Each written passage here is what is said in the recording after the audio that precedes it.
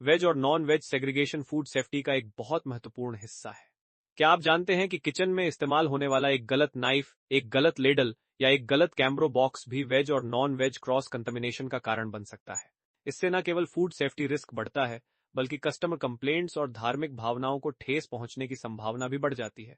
अपने customers food safety standards और अपनी ब्रांड रेपुटेशन को सुरक्षित रखने के लिए प्रॉपर वेज और नॉन वेज सेग्रीगेशन को समझना और फॉलो करना बेहद जरूरी है। क्रॉस कंटेमिनेशन तब होता है जब non veg food particles, bacteria या एलर्जेंस वेज फूड में ट्रांसफर हो जाते हैं। ये contamination hands, chopping boards, knives, containers, ladles, crates, storage areas, कैमरो बॉक्सेस या सर्विंग इक्विपमेंट के माध्यम से हो सकता है।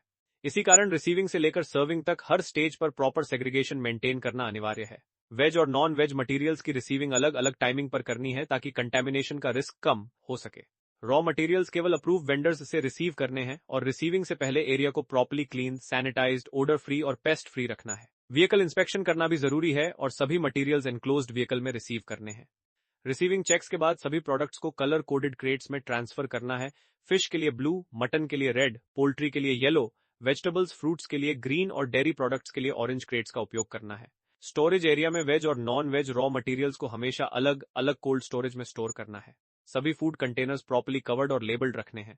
फीफो यानी first expiry first out system follow करना है और कोल्ड स्टोरेज टेम्परेचर मॉनिटरिंग नियमित रूप से करनी है। मटेरियल इशू करते समय सभी ड्राई ग्रोसरीज की प्रॉपर सॉर्टिंग और चेकिंग करनी है। वेज पेरिशेबल्स को सीधे वेज वॉक इन चिला से वेज प्रिपरेशन सेक्शन में भेजना है, जबकि नॉन वेज पेरिशेबल्स को नॉन वेज वॉक इन चिला से डेजिग्नेटेड नॉन वेज सेक्शन में भेजना है। सभी मटेरियल्स को कलर कोडेड क्रेट्स और डेजिग्नेटेड सैनिटाइज्ड कंटेनर्स में इशू करना है। फूड प्रिपरेशन और कुकिंग के दौरान स्ट्रिक्ट सेग्रीगेशन मेंटेन करना सबसे जरूरी है। सभी veg items designated veg section में प्रोसेस करने हैं और सोकिंग तथा ग्राइंडिंग सेपरेट ग्राइंडिंग एरिया में करनी है। वेज प्रिपरेशन के लिए dedicated colour coded chopping boards और नाइव्स का उपयोग करना है। सभी non veg products designated non veg section में प्रोसेस करने हैं और रॉ कटिंग तथा मैरिनेशन बुचरी एरिया में करनी है। फ्रोजन वेज प्रोडक्ट्स को केवल वेज चिला में थॉ करना है। वेज और नॉन वेज कुकिंग हमेशा अलग अलग एरियाज में प्रॉपर डिमार्केशन के साथ करनी है और non veg cooking dedicated team द्वारा करनी है। पैकिंग और डिस्पैच के दौरान कैमरो बॉक्स सेग्रीगेशन सबसे महत्वपूर्ण कंट्रोल्स में से एक है। बल्क फूड को कैमरो बॉक्सेस में पैक करना है और सभी नॉन वेज प्रोडक्ट्स को रेड कलर कैमरो बॉक्सेस में प्रॉपर लेबलिंग के साथ पैक करना है। वेज और नॉन वेज पैकिंग अलग अलग डेजिग्नेटेड एरियाज में करनी है और सभी पैक्ड प्रोडक्ट्स पर वेज और नॉन वेज लोगो लेबल्स लगाने हैं। ट्रांसपोर्टेशन के दौरान प्रोडक्ट्स को कवर्ड और लेबल्ड क्रेट्स में रखना है ताकि ट्रेसेबिलिटी मेंटेन रहे। व्हीकल क्लीन, सैनिटाइज्ड और पेस्ट फ्री होना चाहिए।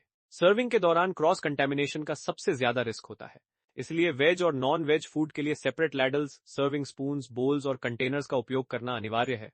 एक ही लेडल या स्पून दोनों फूड आइटम्स में इस्तेमाल नहीं करना है। सर्विंग लाइन में वेज फूड को नॉन वेज स्प्लैशेस और स्पिल से सुरक्षित रखना है।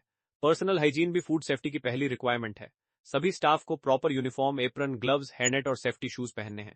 हैंड वॉशिंग नियमित रूप से करनी है और नॉन वेज हैंडलिंग के बाद ग्लव्स बदलना अनिवार्य है। वेज और नॉन वेज क्रॉस कंटेमिनेशन केवल फूड सेफ्टी इशू नहीं बल्कि लीगल कंप्लायंस इशू भी है। एफएसआई एक्ट 2006 के अनुसार इम्प्रॉपर फूड हैंडलिंग, कंटेमिनेशन और अनहाइजीनिक प्रोसेसिंग पर पेनल्टी लग सकती है।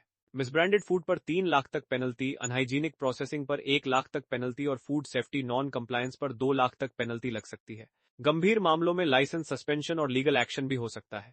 यदि किसी कस्टमर की धार्मिक भावनाओं को ठेस पहुंचती है या कंटेमिनेशन से हेल्थ इशू होता है तो कस्टमर कॉम्पनसेशन भी मांग सकता है। कई मामलों में कस्टमर्स द्वारा से लेकर कई लाख रुपए तक कॉम्पनसेशन क्लेम किया गया है। याद रखें, एक गलत नाइफ, एक गलत लेडल या एक गलत कैमरो बॉक्स पूरे फूड सेफ्टी सिस्टम को प्रभावित कर सकता है। इसलिए हमेशा याद रखें, separate, clean, sanitise and serve safely. Safe food, safe customer, safe brand.